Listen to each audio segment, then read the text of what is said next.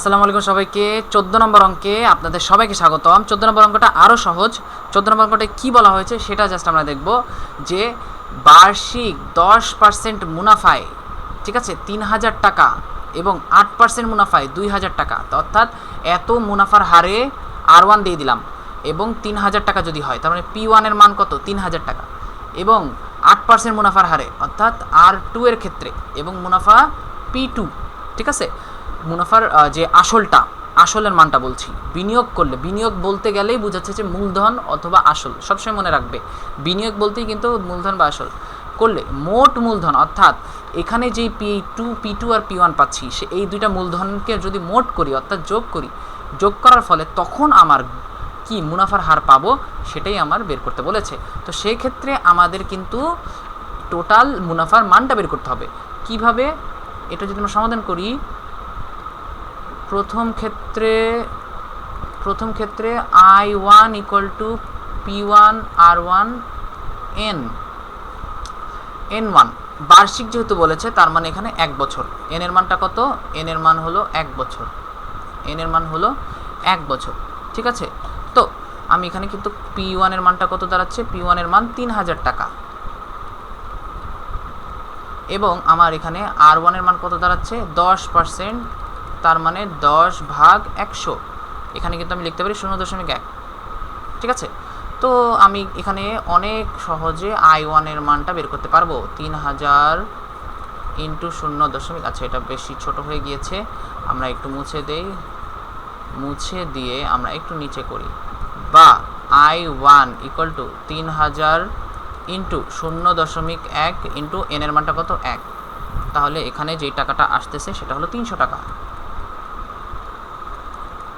দ্বিতীয় ক্ষেত্রে I2 = P2 R2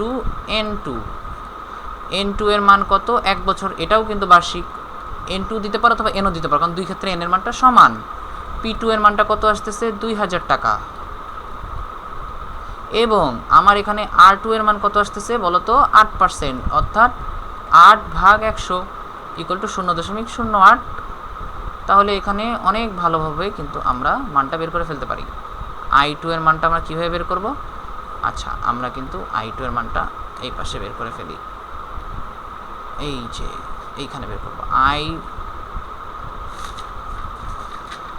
I2 = P এর মানটা কত? P2 এর মান 2000 ইন্টু আমার R2 এর মানটা কত? R2 এর মান 0.08 ইন্টু আমার N2 এর মান কত? 1। তাহলে এখানে আসতেছে কত বলো তো? এখানে আমার মানটা কত আসবে? এখানে আমার মান আসবে 160 টাকা। এখানে আমার মান আসবে 160 টাকা।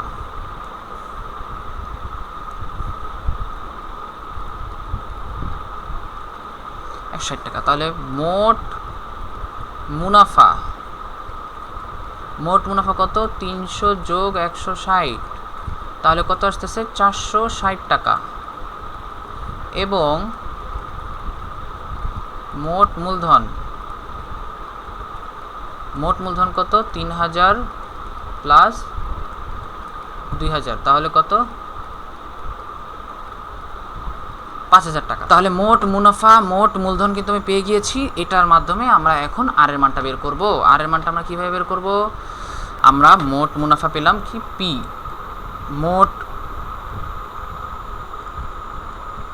P এর মান হলো 460 টাকা। আচ্ছা, P এর মানটা কিন্তু 460 টাকা না, P এর মানটা হলো 5000 টাকা। P এর মান হলো আমরা 5000 টাকা পেলাম। I এর মানটা কত পেলাম? 460 টাকা। N এর মানটা কিন্তু 1 বছর। তাহলে সেই 1 বছরে বা বার্ষিকে কত টাকা আমার মুনাফার হার আসে সেটাই আমার বের করতে বলেছে।